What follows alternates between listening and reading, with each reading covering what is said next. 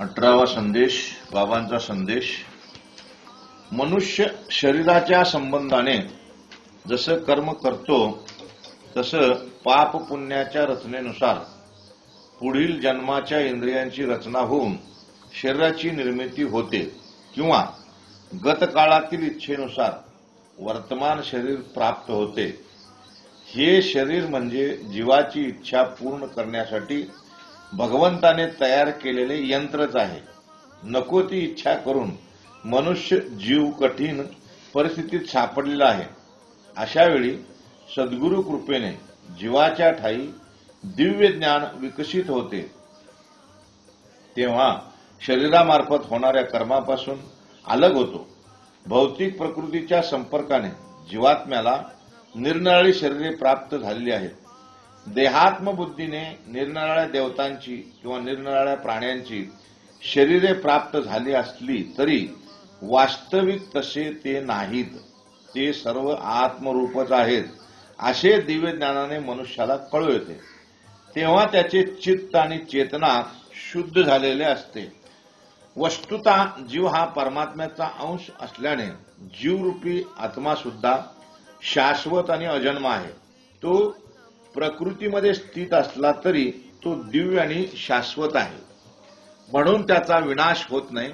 जसा वायू आणि पाणी, चिखल आणि विष्ठा इत्यादी पदार्थामध्ये प्रवेश करतो परंतु त्या कशात लिप्त नसतो, तसं जीवात्मा सुद्धा कशात लिप्त राहत नाही. हे जेव्हा सद्गुरु कृपेने कळू येते तेव्हा त्याला कोणतेच कर्म बाधक ठरू शकत नाही. तो निरीच्य होऊन राहतो. म्हणून तो सच्चिदानंद पदावर स्थित राहून ज्याप्रमाणे सूर्य एकाच ठिकाणी स्थित राहून संपूर्ण विश्वाला प्रकाशित करतो, त्याप्रमाणे अनुरूपी सूक्ष्म जीव सुद्धा शरीरातल्या हृदयात राहून आपल्या चेतनेद्वारे संपूर्ण शरीरात चेतना पसरवून इंद्रियाकडून कार्य करून घेत असतो. प्रत्येक जीवात्म्याला मिळालेली चेतना परमात्म्याकडून अर्थात ईश्वराकडून मिळालेली असते. जीवात्म्याने केलेल्या इच्छेप्रमाणे कार्य झाल्यावर सद्गुरु कृपेने जीवात्मा हा परमात्म्यात विलीन होतो.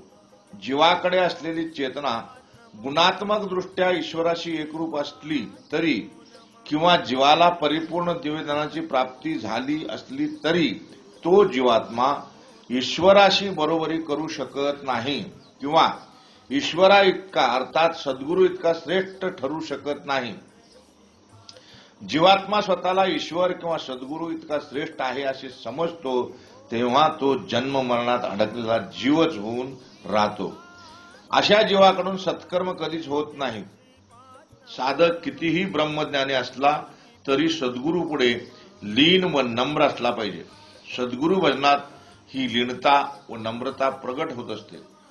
आध्यात्मिक गुरूंची ज्यांना प्राप्ती झाली आहे त्यांना सतत सद्गुरु भजनातून सद्गुरु चरण कमलाचे दर्शन होत राहते. ज्याला सद्गुरु चरण कमलाचे दर्शन होत असते तोच म्हणतो, हसते रहो गाते रहो ओम श्रीपाद गुणगुणाते रहो. 19वा संदेश, बाबांचा संदेश. लोकांनी जागृत राहण्याचा संदेश संत घेऊन येतात. लोकांनी जागृत राहणं न राहणं हे ज्यांचं त्यांचं नशीब. संतांचा संदेश ज्यांना भावला त्यांच्या अंगाला घामच सुटला. आजकाल बाबांचा संदेश ज्यांना चिकटला त्यांनाच घाम सुटला. बाबा म्हणतात, मी कष्टाचं खातो, घामाचं खातो, म्हणून माझे बोलणे जो श्रवण करतो त्याच्या अंगाला घामच सुटतो. बाबांच्या बोलण्याने आमच्या अंगाला घाम फुटतो, म्हणून सुक्या डोंगराला सुद्धा हिरवळ फुटते. मी कष्टाचं खातो, घामाचं खातो, म्हणून माझे संदेश ज्याने ऐकले त्यांना घाम सुटतो. ज्यांना संदेश समजला नाही, ज्यांनी संदेशाचे श्रवण केलं नाही, त्यांच्या अंगाला घाम सुटला नाही. म्हणून भजनाची वेळ निघून गेली तरी अंथरुणाची कुशी सुटत नाही, कारण ज्यांचं त्यांचं नशीब. 20वा संदेश, बाबांचा संदेश. आपण घर बदलतो, गाडी बदलतो, कपडे बदलतो, मित्र बदलतो, नातीगोती बदलतो, पण स्वतःला बदलत नाही. घरात परिवर्तन करतो, गाडीत परिवर्तन करतो, राहणीमानात परिवर्तन करतो, पण स्वतःत परिवर्तन करत नाही. स्वतःमध्ये बदल न करता, स्वतःत परिवर्तन न करता दुसऱ्यात बदल किंवा परिवर्तन करण्याचा प्रयत्न करतो. स्वतःला ज्ञान करून न घेता दुसऱ्याला ज्ञान सांगण्याचा प्रयत्न करतो. यातून एक प्रकारची हिंसाच होत असते. बरेच लोक चोरी, लबाडी, भ्रष्टाचार करून आर्थिक गडगण झाले. चोरी, लबाडी, भ्रष्टाचार करायला आम्हाला संधीच मिळाली नाही, म्हणून आम्ही आर्थिक गडगण झालो नाही. चोरी, लबाडी, भ्रष्टाचार करायची इच्छा होती, पण संधी मिळाली नाही. संधी मिळाली असती तर आम्ही सुद्धा तसेच झालो असतो. त्या लोकांना चोरी, लबाडी, भ्रष्टाचार करायला भीती वाटली नाही म्हणून ते आर्थिक गडगण झाले. आम्हाला त्याची भीती वाटली म्हणून आम्ही आर्थिक गडगण झालो नाही. आम्हाला त्याची भीती वाटली नसती तर आम्ही सुद्धा तसे झालो असतो. त्या लोकांना सद्गुरूंना शरण जाण्यास लाज वाटली, भगवंताचं नाम घ्यायला भीती वाटली म्हणून ते नरकद्वारात पडले. आम्हाला सद्गुरूंना शरण जायला लाज वाटली नाही, भगवंताचे नाम घ्यायला भीती वाटली नाही म्हणून आम्ही सच्चिदानंद पदाकडे चाललो. आम्हाला चोरी, लबाडी, भ्रष्टाचार करायला संधी मिळाली नाही, ही आमच्यावर भगवंताची कृपा आहे. सद्गुरूंना शरण जायला लाज वाटली नाही, भगवंताचे नाम घ्यायला भीती किंवा शंका वाटली नाही, ही आमच्यावर संत कृपा आहे. भीती, शरम, शंका कशाबद्दल असावी व कशाबद्दल नसावी हे तुम्हाला कळलं म्हणून तुम्ही ज्ञानी आहात, गुरुभक्त आहात. तुमचा मार्ग सच्चिदानंद पदाच्या दिशेने चाललाय. अजून सुद्धा सद्गुरूंना शरण जाण्यास लाज वाटते, भगवंताचे नाम घ्यायला भीती किंवा शंका वाटते, त्यांचा मार्ग नरकद्वाराच्या दिशेने चाललाय.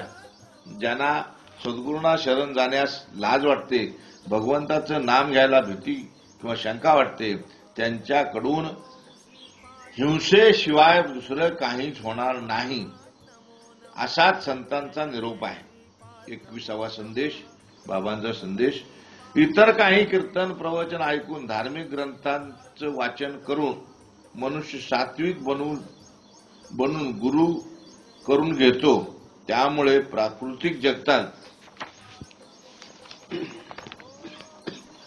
सत्वगुणाचा थोडाफार विकास होतो. तेव्हा तो बद्ध मनुष्याच्या मानाने भौतिक दुःखाने जास्त प्रभावित म्हणजे दुःखी कष्टी होत नाही. त्यामुळे स्वतःला आध्यात्मिक ज्ञानाचा साक्षात्कार झाला असे वाटून भौतिक सुखाच्या अनुभवालाच आत्मानंद समजतो.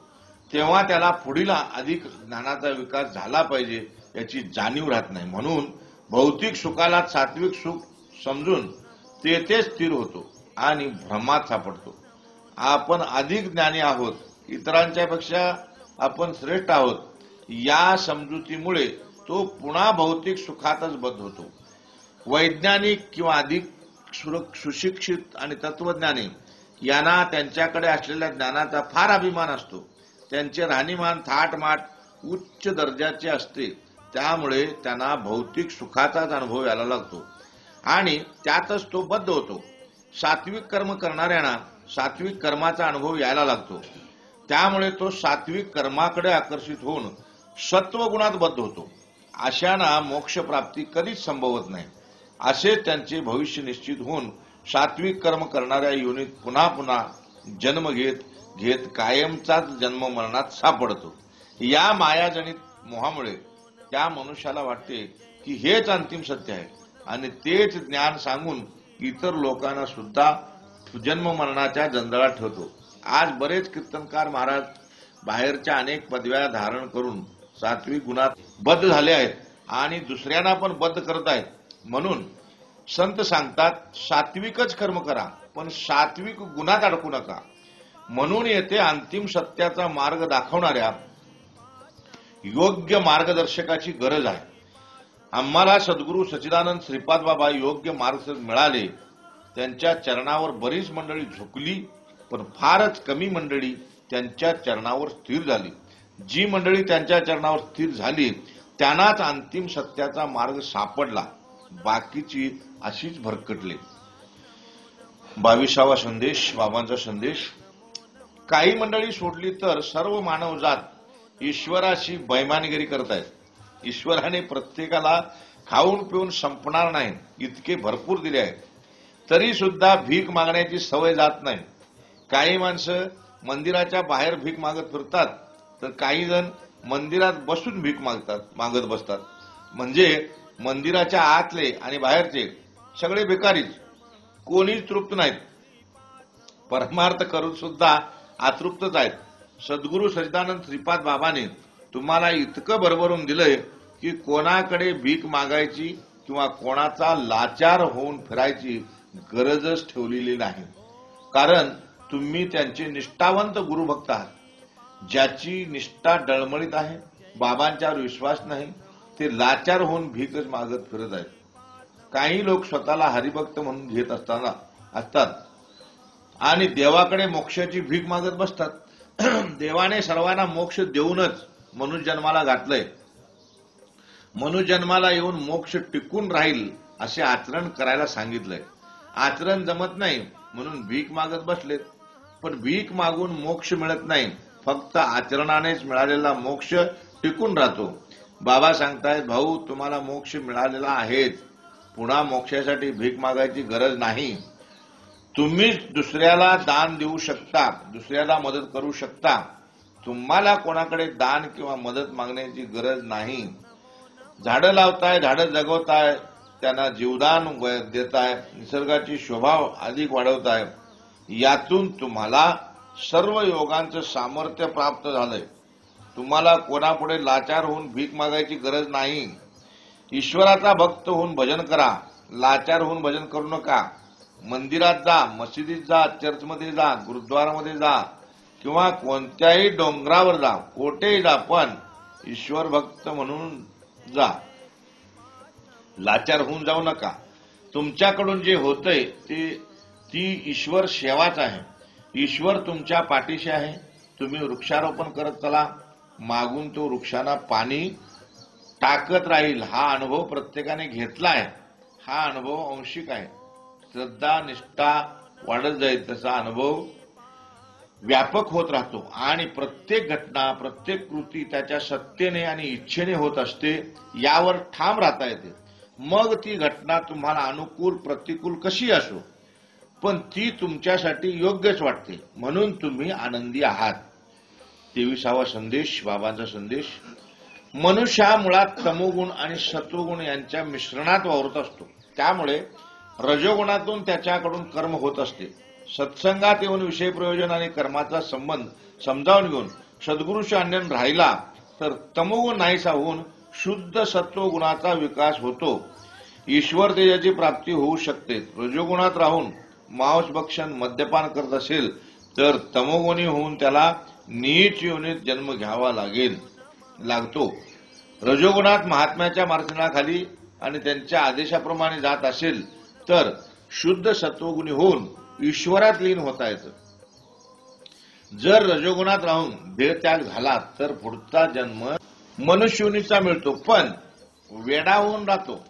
आपल्यातल्या लोकांना जरी अनुग्रह आणि प्रबोध झाला असला तरी सत्संगाकडे दुर्लक्ष आणि सद्गुरू भजन अनियमित होत असेल तर तो रजोगुणात सापडतो आणि पुढील जन्मात मनुष्योनीत येऊन वेडात राहतो. आता आपलं आपण ठरवायचं, पुढे वेडा होऊन फिरायचं की ईश्वर तेजाला पात्र व्हायचं. प्रत्येकाचं नशीब प्रत्येकाच्या हातात आहे. प्रत्येकाला स्वतःचं नशीब स्वतःच बनवण्याचा अधिकार आहे.